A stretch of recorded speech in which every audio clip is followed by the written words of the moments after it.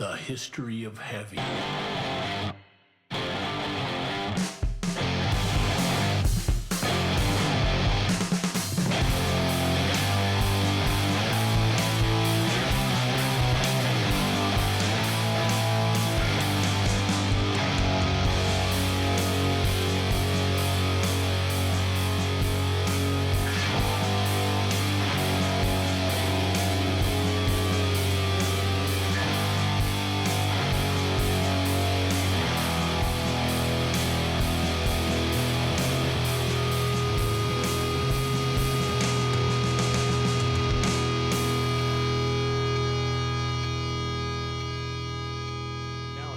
Okay, now he's ready. Hello and welcome to the History Heavy. Hello and welcome. Are you ready? I'm ready. Hello and welcome to the History of Heavy podcast, episode 25. This is the show that traces the chronology of heavy music across genres, song by song. I am one of the Son twins, Michael Huntsman. Right there is Big Daddy Dave Lieberman. He is Son twin number 2. And tonight we are talking about Atomic Rooster. Hello, Dave. How are you? I'm good, my son. How are you? I am good. Before we get to the proceedings tonight, I wanted to take a beat and talk for just a minute about it and get your reaction to the passing of a couple of giants this past week. Really, really sad news, really marking the passage of time more than anything. We lost both Sly Stone and Brian Wilson this week, both tremendous influences, obviously, on many genres of music and many decades and generations of music fans, myself included. Really sad to hear about these two. And by the time somebody hears this, it will have been a few weeks since these two legends passed. But I didn't want to go without acknowledging it, at least on the show, and take a minute to pay due respect to the incredible Sly Stone and Brian Wilson. Any thoughts, Dave, on those guys? Yeah, I'm really glad you did because I was going to bring that up. Both were very big influences in the music industry, in their own music creation, and in the ripples that they created for others to both, influence other people's music and bring other people into the music scene. I didn't know Sly's story that much, but he's a Bay Area guy, and there was a documentary released about him recently, and so it was interesting to hear some of the talk on the NPR morning shows about um, who he was and how his story evolved, and much more complex of an individual and refined and intentional of a guy than I ever knew about. And so that's prompting me to go back, and I have a big flight coming up, so I'm probably going to watch that documentary on that flight. But I would point out that, you mentioned a few episodes back somebody joining the 27 Club, which was, and that was probably Jimi Hendrix.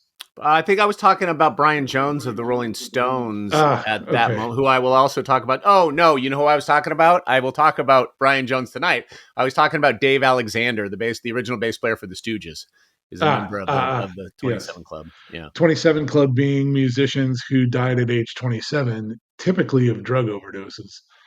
Um, and so I would mention that both of these gentlemen made it to their early 80s.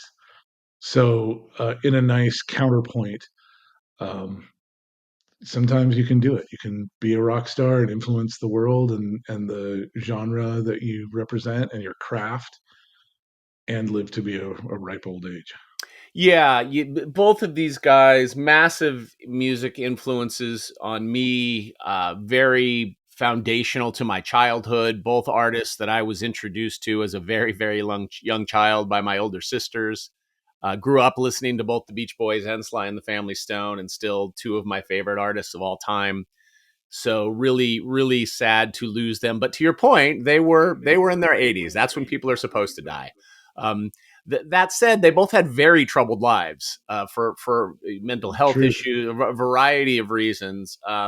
So we don't need to get too much into that here. The documentary that Dave mentioned, I highly recommend. It's called Sly Lives, directed by Questlove. His second feature, he directed a movie called Summer of Soul a few years ago that's also great. But watch Sly Lives. It's a fantastic kind of look into who Sly Stone was as a person, above and beyond the kind of creative, artistic genius that he was. And then Love and Mercy, the sort of fictionalized biopic, for lack of a better framing, about Brian Wilson that stars Paul Dano and John Cusack at Brian Wilson at various points of his life, is awesome.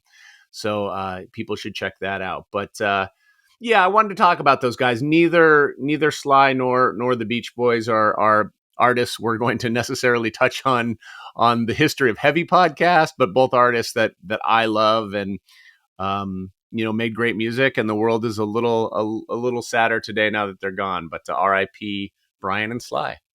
Yeah. Well, and what a great way, a great segue to the cultural corner, because we have to remember um, their music was part of the cultural context of a lot of what we're talking about. A lot 100%. of what we're talking about. 100%. So uh, it's good to recognize those guys, and they will be missed. They will. They will. Um, Perfect segue. all Take it right. away. Take us to the cultural corner.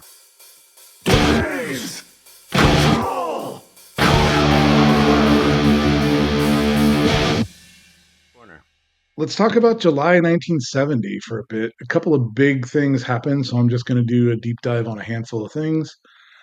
July 5th, the radio music countdown show American Top 40 made its debut with Casey Kasem as host, playing the most recent list of top 40 most popular songs as ranked by Billboard magazine. Initially, only 7 radio stations carried the syndicated program. First song introduced was Marvin Gaye's recording of The End of Our Road, and the first number 1 hit was Mama Told Me Not to Come by Three Dog Night. July 9th, U.S. President Richard Nixon proposed that Congress create the United States Environmental Protection Agency, the EPA, and the National Oceanic and Atmospheric Administration, NOAA. In his message to Congress, Nixon said that the changes would fulfill federal government commitment to the rescue of our national environment and the preservation of the earth as a place both habitable by and hospitable to man. In sharp contrast to the times we're living in now, my friends. July 10th, private whites only schools opened in the US in the early 1960s throughout the Deep South as a response to the racial integration of public schools, lost their tax exemption in a policy change announced by the IRS. At the time of the IRS decision, there were about 10,000 such private schools, ranging from kindergartens to colleges, that restricted their admissions policies to Caucasian students. The IRS ruled that racially segregated schools were not charitable institutions and were not entitled to avoid payment of income taxes, effectively bringing an end to most of the white private schools. Schools affected could become tax exempt only by announcing a non discriminatory policy or by showing proof of a multiracial student body.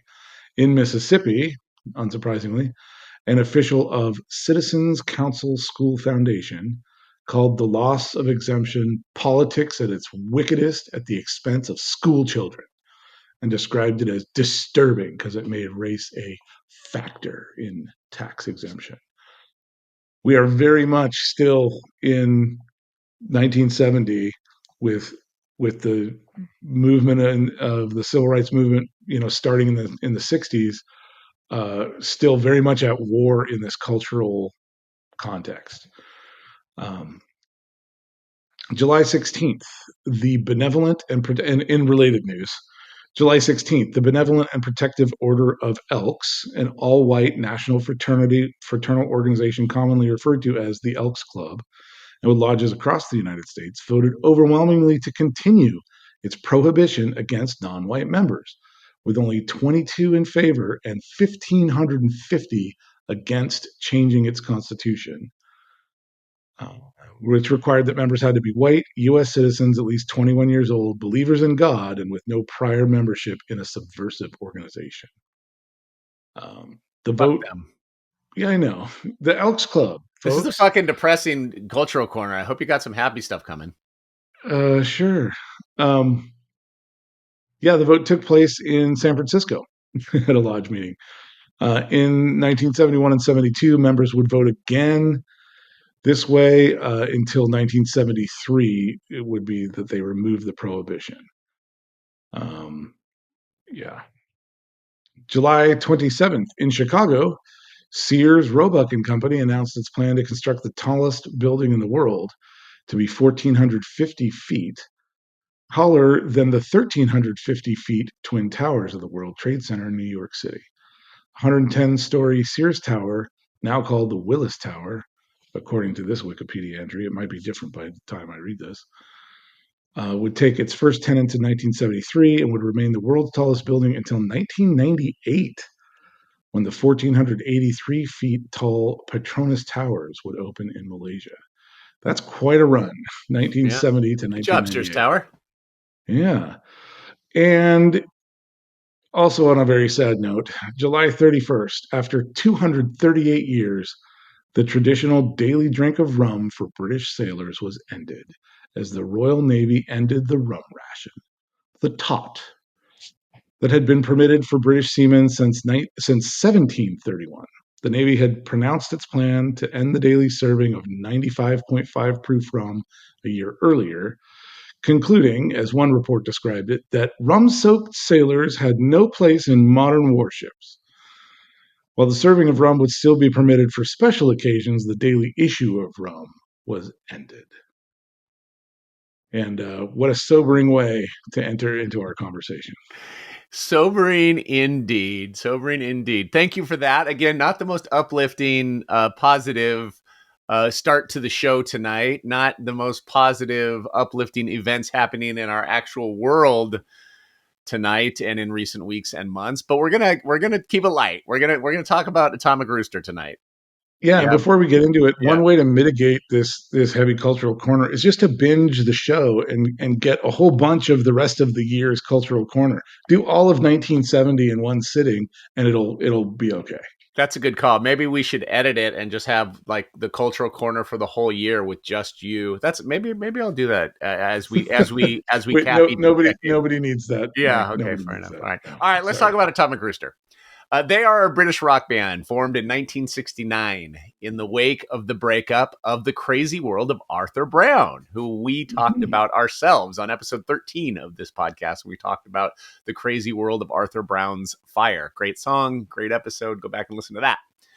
That band's keyboardist, Vincent Crane, and their drummer, Carl Palmer, had intended to form a new group with the aforementioned Brian Johnson after he was fired from the Rolling Stones, but that plan was quickly cut short when Brian Jones, as we mentioned earlier, was found dead in his swimming pool at the age of 27 on July 3rd, 1969. The duo then recruited bassist and vocalist Nick Graham, and the trio named themselves Atomic Rooster. I am not exactly sure why.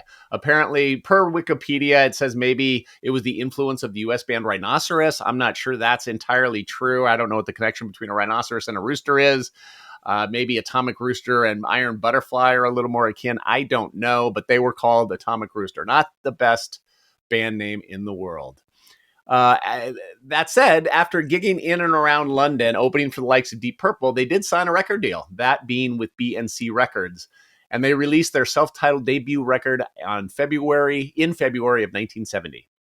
That album made very little noise, and Graham left the band. He was replaced by guitarist and singer John Duquesne, and the band would move forward without a bass player, having Crane play the bass parts on his Hammond organ. Then it was Palmer's turn to leave. He joined Emerson, Lake, and you guessed it, that's right, Palmer. He was the Palmer in Emerson, Lake and Palmer. He was replaced by a man named Paul Hammond on the drums. So don't confuse No, the Hammond Paul Hammond not organ. on the Hammond organ. Yeah, let's not confuse the Hammond organ mentioned earlier with the drummer whose name is Paul Hammond. That won't be the first time that confusion is created on the show. All of this happened in 1970, and yet the band still managed to somehow release a second LP that same year, very Black Sabbath style. Their first two albums come out in 1970. That second album was titled Death Walks Behind You and would become Atomic Rooster's first ever US release. That would also prove to be their most successful, with its single for the song Tomorrow Night reaching number 11 on the UK chart and the album often being cited as a progressive rock classic. In a retrospective review in 2011, Rafaela Berry wrote, "Though not exactly flawless, Death Walks Behind You is an impressive offering that is almost a must-listen for Hammond organ fans, not Hammond drummer fans, Hammond organ fans, and for anyone who likes prog with a harder edge, though not necessarily metal. A fascinating, almost addictive album by an underrated band whose long but checkered career ended tragically when Vincent Crane died in 1989." So that is the story of Atomic Rooster, almost none of which I knew prior to researching said band for this conversation tonight. But I did know this song. And I was very specifically, as we were building the schedule, the song list, go check it out on our Spotify playlist, the History of Heavy podcast on Spotify. As we're building the song list, I was very specifically earmarking this song as a song I didn't expect that you knew, but a song that I was expecting that you would very much like. So Dave, tell me what you thought of Atomic Rooster and this song, assuming you didn't have any prior history with the band. Yeah, well, before we get into that, I have a theory about the name. It could be code for nuclear cock. It could be code for nuclear cock. So, Nuclear Cock would kind of be the punk version of Atomic Rooster. oh, If they were a oh, punk band, they'd be called Nuclear Cock. yeah, could be. There probably is a punk Um, band called Nuclear Cock. Lovely. I did not know that. How many times can we say cock in this episode? I don't know, but there was that one time that I bruised my tailbone and I got to say coccyx all the time. It was Oh, that's rad. cool. All right. Yeah. So what'd you think? So to confirm your suspicion, I have never heard this song before. I'd never heard this band before, and I did like it. Excellent. It was, I think, summed up very well by that journalist. It's heavy prog, not necessarily metal, but boy, does it have a bunch of fingerprints of metal all over it. Very heavy and lots of organ. Now, this is the third or fourth song that we've had that features some heavy organ. We had, um, of course, Iron Butterfly, which sort of opened the gates. We had Sister Ray. We had, All in my mind, or all in your mind. The Stray song sorry, Gypsy, the Uriah Heep song. yeah. So, Has a like, bunch of organ. Deep Purple next week or in 2 weeks has a bunch of organ. right. So, like, I didn't realize how much organ was in kind of heavier music of this time. So that was fun. Very well applied in this song, I thought. And it's got a great riff. It's got a great pace. It's got a great breakdown where dun, dun, dun, which is another hallmark of heavy, where it just you kind of come down in the scale. It was great. It was great. Very prog rock. Very prog Not rock. a bad thing. It just was on display, which means to me a higher level of musicianship, more creative songwriting, and like cleaner playing, if you will. Yeah, I fucking love this song. This song, I don't know how it came to me. I'm sure it was reading about 70s rock bands as I do periodically, the way I found Stray and whomever. The only song I think I'd ever heard of theirs for at least a couple of years until I dug into the full album to talk to you about it tonight. So excited to do that. The thing about this song to me is I love that they released their first two albums in 1970 just as Black Sabbath did. Atomic Rooster and this song in particular shares a very common Ozzy era Sabbath trait, and that is the vocal melody just follows the guitar line. Na na na na na. It's that's a Yes. very Ozzy way of approaching a vocal melody, which totally works for Sabbath and totally works here. I, Yep. I I feel like this band more than any other, and we'll talk about a lot of them as we move forward, but sonically sounds a lot like Black Sabbath. And I think where Sabbath is their own heavy hard rock proto metal thing with a bunch of blues in it.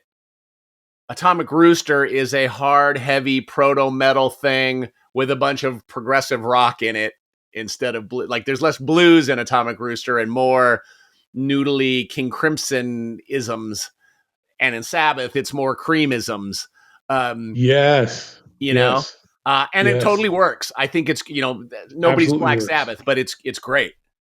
Right, right, and you can hear the pedigree from Crazy World of Arthur Brown, like Mm-hmm. I it's didn't know got a that. sound.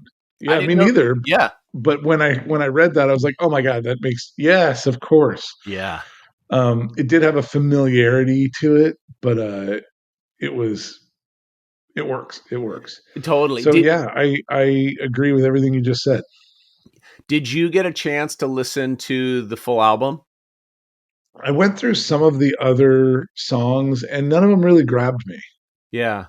I without question, this title track is, well, for me, is the best song on the record. It's the heaviest song. It's the one. However, I will say, with records like Inagata Devita or the Stray record, where the other songs are good, but the song Inagata Is Devita or great. the song Yeah. All in Your Mind is so much better than the rest of the record that it's like, well, I don't need these other songs.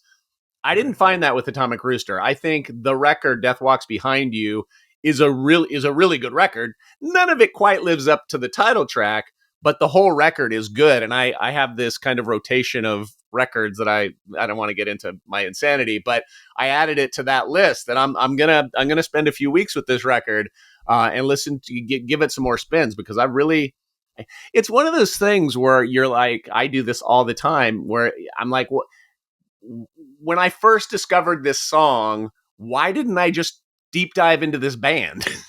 but I just Right. took this song, and for a couple of years or whatever it's been, I ignored the rest of their catalog, and now finally it's like, oh man, I should know this music better because I love it. It's great. Yeah. Yeah. Yeah. The other thing about it that I'm, I think less so than again. I've talked over recent weeks about how we're in this stretch here with Stray, maybe a little less with the Uriah Heep, but I'll just lump them in there. Stray, Uriah Heep, tonight Atomic Rooster, next week Sir Lord Baltimore, of sort of these a little bit less known 70s hard rock bands, sort of bookended by the Stooges on one side and Deep Purple coming in a couple of weeks, which are obviously much better known bands. And of those lesser known sort of bands, this song in particular has that slow kind of sludgy, Yeah. that thing Sabbath gets all the credit for, and deservedly so, but that sort of down tempo thing that lends itself so well to heavy and that will become super influential for the Melvins and the I Hate Gods of the world down the road that really latch on to that. And I dig that. I think that's and in a prog setting, that I think that's particularly interesting because usually the music gets really simple when it's played real down tempo, but they're not. They're a little busier. Yeah. And that's exactly what I was trying to express earlier, but that's a better way of saying it's more succinct. Uh, you expect a more noodly virtuosity from prog rock, um, because the talent is there and the range is there. But when you apply that talent and range in a more simplistic form, you get this less is more result where it just works really well. It just works really well. It does. And what'd you think of the vocal? Because I really like Oh his man, voice. yeah, Yeah. I that was something I wanted to talk about. The voice is super strong, and as you mentioned, it the vocal melody follows the melody of the song. But because it works out to be that thing like where Iron Maiden has two guitars, and when they're doing the same guitar line with different guitars that are slightly different effects, They're playing it like two gives this, different octaves. yeah, and like and clearly there's some different effects going on with the instruments, and so you get like a three-dimensional note versus a very clean note, but it's not distorted. It just has more depth of field, and I really really like that. Yeah, me too. I didn't realize until reading about it. I just never thought about it or maybe noticed it that they didn't have a bass player. That it's all being played on the organ, a la the The Velvets Doors, on Sister Ray, and the Doors. Yeah, and right? Like it was a while before I realized that wait, there's no bass player. yeah. Oh, oh, you can do that. I guess if you have an organ player, you can. Well, and particularly with a band that's heavy, the we talk about the bass a lot. As obviously, it's the low end, and it's bringing kind of by definition the heaviness, and it's such a crucial part of Sabbath, which we've talked a lot about.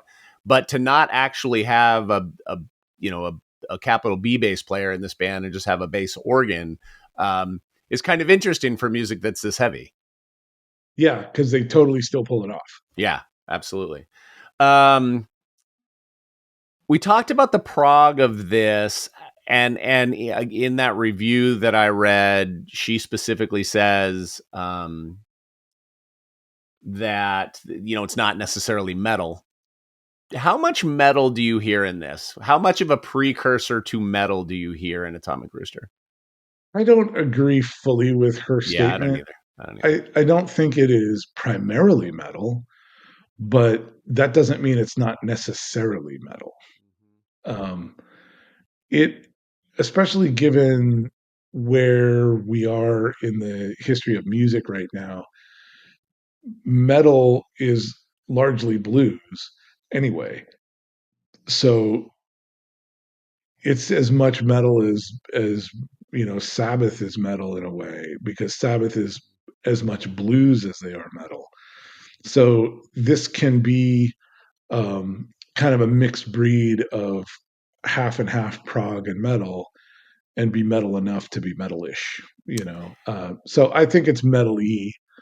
Yeah, I agree, and I think something else that lends itself to that is the name of the song and the album art. Yeah, which is All, creepy looking. all feel very, very metal. The only thing that's not necessarily I don't know if Atomic Rooster is a metal name or not. I wonder if they're an example of one of those In a bands. world of where we have Iron Butterfly, I think that we have to slip in Atomic Rooster because Atomic, yeah, Iron Butterfly is such a heavy fucking name. That is a great name for a band. Atomic Rooster is just fucking goofy. uh, one thing I did want to mention about this is that as the song opens, you hear this guitar like rooster crowing.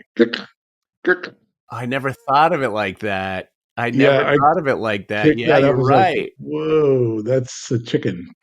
I have a whole new perspective on that. I'm here in Anne Frank's basement. I'm in the country, and I was just telling my Yeah, wife Chaley this morning. I was laying up at 1 o'clock in the morning, just not able to sleep last night, I know you and the too. fucking rooster that lives next door to us is crowing at 1 o'clock in the morning, and it's not disturbing like the double pane glass whatever like it's not like it would wake me up if I was asleep, but I can hear it. That fucking thing goes 24 hours a day. Like it's going right now. So I maybe Atomic Rooster, maybe I need to give that name a little more credit because they're a persistent bunch, those roosters. They are indeed. Yeah. They are indeed. What else about, I don't have a lot more to say about this song. I wanted to include it because I just really, really like it. and I feel like it's one of those sort of lost songs that people missed, and it deserves its spot in the sun. Let's take a look at some Spotify around Death Walks Behind You, and let's do some comparison shopping here. So Death Walks Behind You has 272,000 streams on Spotify. That And feels Atomic very low. Rooster has 43,000 monthly listeners. Yeah. That's a cult following. That's a cult following. And, you know, again, we talk about those streams. It's like I was probably, you know, I'm probably 2,000 of those streams over recent years. But let's compare them. Who's a good band to compare them to around this time? Let's compare them to. I mean, one of our others on our list. Yeah, I'm looking at the list. I'm just, who should we look? Who should I compare them to? Is it I is it mean, Uriah Heep? Is it Sabbath? do both. All Let's right, see what they are compared Uriah to Heep. Uriah Heep and then Sabbath. So Atomic Rooster 43,000 monthly listeners. Uriah Heep 667,000 monthly listeners. How many do you think Sabbath has? 4 million. 15,469,000 monthly listeners. Well, 4 million of those are me from different IP addresses. what what do you think Sabbath's number one stream song is? Most popular song on Spotify is? Hmm. It's real obvious, so don't think too hard. I mean, it's either Paranoid or Iron Man. It's I'm gonna Iron say. Man is number 2. Iron Man has 566,000 streams. I would have guessed Iron Man would be number 1 just because of the Marvel movie, but it's Yeah, number 2. Guess how many Paranoid at number 1 has? 5 million. 1,342,000,000 streams.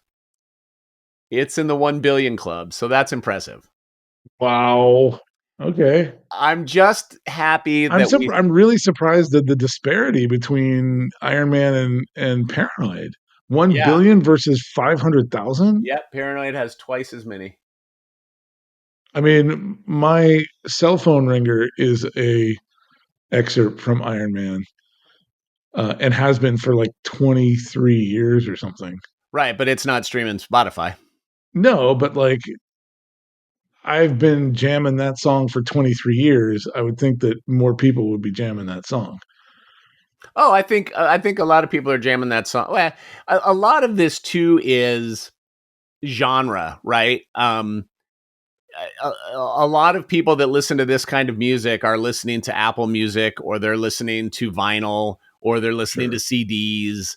So to see that a band like Foo Fighters is so much more popular than a band like Black Sabbath. I don't know, that's not a great comparison because Foo Fighters are the current band, whatever. But it's generational. You know, if your band attracts a younger audience, if you are a newer band, you're going to have more Spotify listeners than an old, you know, heavy band or whatever. Yeah, yeah. Yeah, Uh, fair. Such is the nature of I'm the just glad we technology. found a way to bring Black Sabbath into the conversation tonight. That was the main goal. That's But important. That's anything important. else on Atomic Rooster that you wanted to hit? Yeah, just more context in this moment that we're having where now that Black Sabbath has entered the chat, we are going to be sort of sitting in this moment of exploring heavy now in this new way versus having these quantum leaps each year of like the high watermark being set by some band or some song that we've talked about over the decade of the 60s, right? As we talked about each year of the 60s, there was some new movement thing that was happening, and the world was very volatile. As we move into the 70s, now we're just kind of exploring more quantity of the same kind of themes versus brand introducing new themes every time.